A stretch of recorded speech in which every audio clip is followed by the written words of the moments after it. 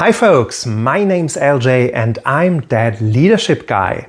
On this channel, I want to have some fun with you guys by analyzing fictional leaders, looking for lessons not only in a managerial context, but maybe even for some takeaways along the way for our everyday lives.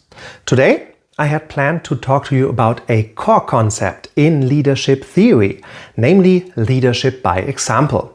That's pretty modern stuff, relatively speaking, although the idea behind it is almost as old as time.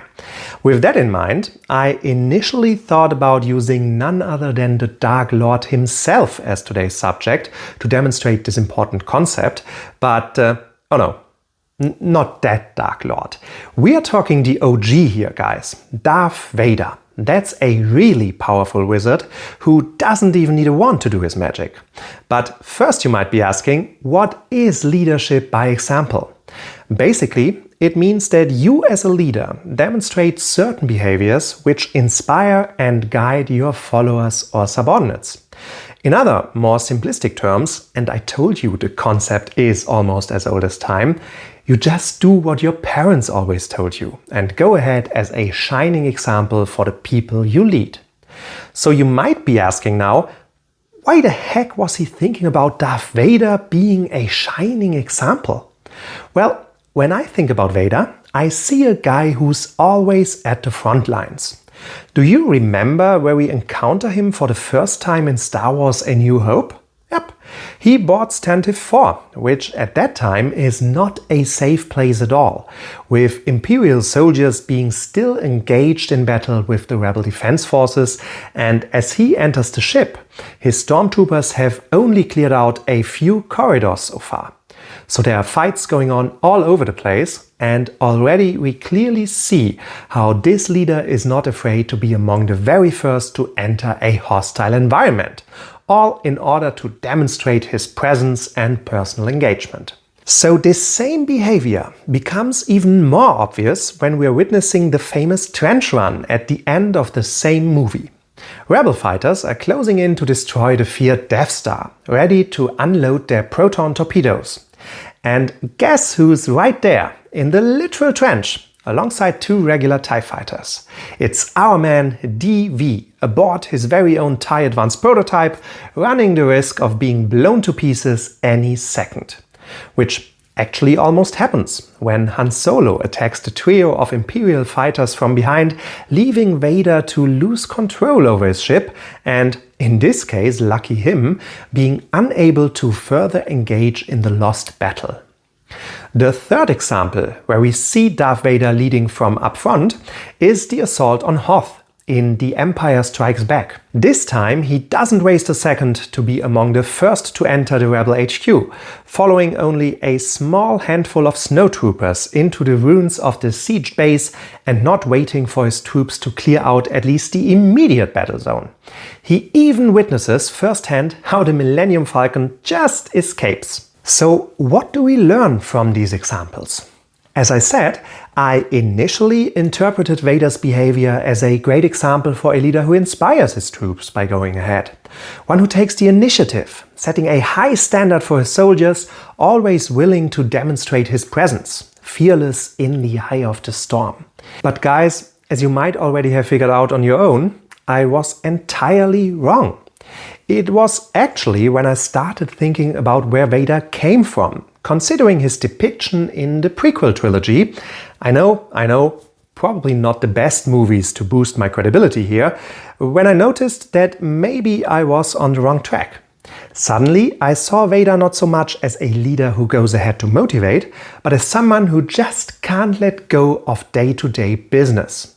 He doesn't want to motivate, and he certainly couldn't care less about inspiration. Vader wants to be out there. He wants to fight rebels, desperate for a glimpse of the old days when he was still fighting the Trade Federation, engaging in one-on-one swashbuckling and space battles almost every single day.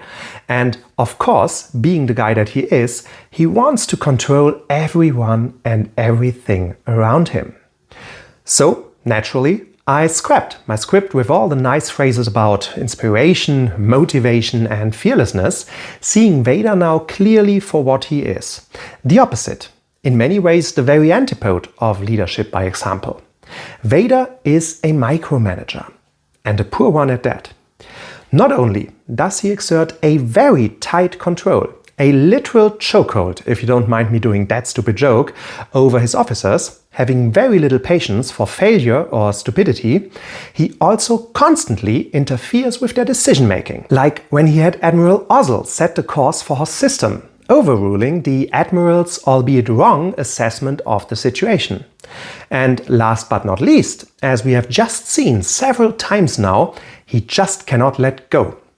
So, Vader's own boss, the Emperor, by the way someone who relies on delegation way too much, has long recognized his subordinates' affinity for meddling with the daily operations of the Empire, thus using him as his extended arm or even his, well, very own attack dog, so to speak.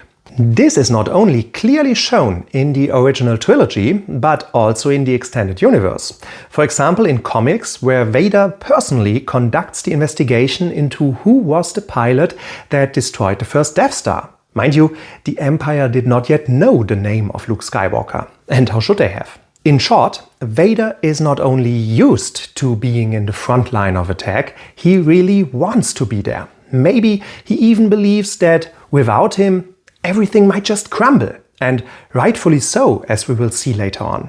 And this lack of trust or willingness to let go is the very defining character trait of a micromanager. At that point, I should probably note that micromanagement is not entirely without its merits. Especially in smaller teams, it allows for a very tight control over subordinates, and it provides the micromanaging leader with deep insights into everyday operations, enabling him to identify potential problems long before they can turn into bigger challenges for the organization. Also, a higher degree of micromanagement might be advisable when a leader has to deal with new and inexperienced team members. On the other hand, it quite obviously requires leaders to have deep knowledge about day-to-day operations before getting too involved into business. Otherwise, they might cause significant damage, leaving everything a hot mess for others to clean up. How would you feel if you'd been carefully preparing a close-knit blockade of Hoth Base, having all of your nice Star Destroyers, AT-ATs and TIE Bombers ready for it, only for your boss to decide on a whim that he prefers chasing Princess Leia and her staff on foot, leading a group of your very best snowtroopers directly into the blazing guns of the Millennium Falcon? I bet you'd have a pretty bad feeling about that. Or just imagine you'd be a well-trained elite TIE fighter pilot, best in class on the entire academy, now just having been promoted to serve at the Empire's crowning jewel, the Death Star. In your first week, a bunch of stupid rebel starfighters attacks your impenetrable base and you're called in to get rid of them, only to be joined at the very last second by Grand Moff Tarkin's 7-foot lapdog who hasn't seen the interior of a TIE fighter for ages. This is a major downside of micromanagement. Whether you're leading an empire, a soccer team or a bunch of managers doesn't really matter. Teams almost always consist of professionals, or at least they should, that have been well trained for the specific task at hand. People who know exactly how to deal with any upcoming problem. People who have plans for any potential contingency. And then enter the micromanager, who knows everything better, telling you what to do and blaming you for anything he does wrong along the way. Well, that's just what we all dream about, isn't it? As you might already have guessed, micromanagement carries a significant risk of alienating, annoying or straight up demotivating people all around you. Even if you think that your presence might be motivating, it can actually turn out to have quite the opposite effect. You don't believe me? Well, look at just how happy Captain Peart is after his promotion to Admiral, and you know the extent of his willingness to take risky decisions in the future.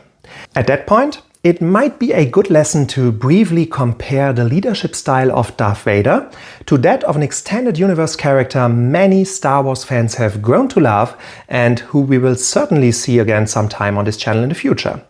Where our guy, DV, immediately punishes failure, his fellow Imperial commander, Grand Admiral Thrawn, chooses an entirely different path, allowing people to take risky decisions and giving them a second chance to learn from their mistakes.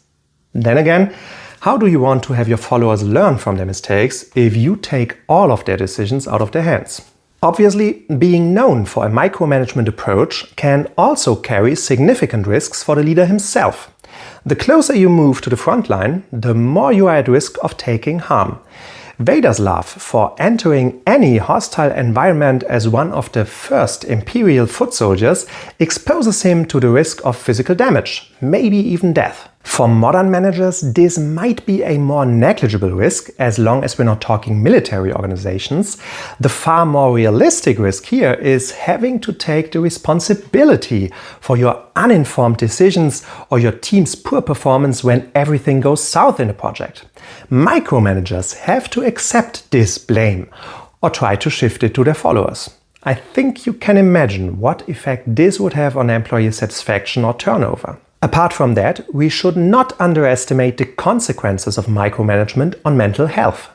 This leadership style can cause high stress levels in your followers, for reasons we have just seen above. But also for the leader himself, it can lead to stress and even burnout, as he or she more or less willingly forgoes the benefits of delegation. Even Vader seems to acknowledge from time to time that he has to take a little break. For example, when he lets poor Moff Gideon in charge of overseeing the construction of the second Death Star, which, of course, Darth Vader being the leader he is, he cannot let go untouched for long. Finally, there's one last and very fatal problem with micromanagement, as we can see at the end of Return of the Jedi. The Emperor and Vader both are dead.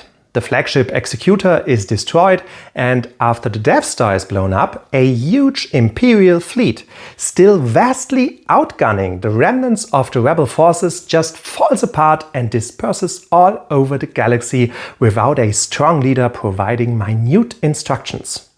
This is exactly the kind of power vacuum a lot of autocratic systems fall victim to once the strong leader at the top is gone. So, this was just a very short glimpse into the world of leadership. As I have shown, Darth Vader is not a leadership by example guy in the least, but rather an incorrigible micromanager, with catastrophic consequences for his whole organization in this case. So, what's the final message here? What's the takeaway? Be aware of the severe negative implications of micromanagement. Micromanagement is stressful to you and your team, and it hardly ever contributes to resilient and sustainable organizations, be it an empire, a company, or a soccer team. Instead, it demotivates frontline decision makers and severely impacts an organization's innovativeness and agility. As a leader, know what your team members are capable of and trust in their competence just as much as you want them to trust in your leadership. Accept that wherever decisions are taken, mistakes can happen. Use this insight to cultivate the perception of mistakes as opportunities to learn, not to punish and micromanage. And finally, be aware that it might still be advisable from time to time to apply a micromanagement approach. For example, in challenging times for your organization, as well as when new people join your team. Well, I hope you enjoyed today's video, and I would certainly be happy to welcome you back next time when we take a look at another fictional leader. Maybe Albus Dumbledore, Shodan, Captain Ramius, or Jean-Luc Picard. Don't forget to leave a like or subscription if you don't want to miss out, and let me know what you think of micromanagement in the comments below. Until then, thanks for watching and see you next time.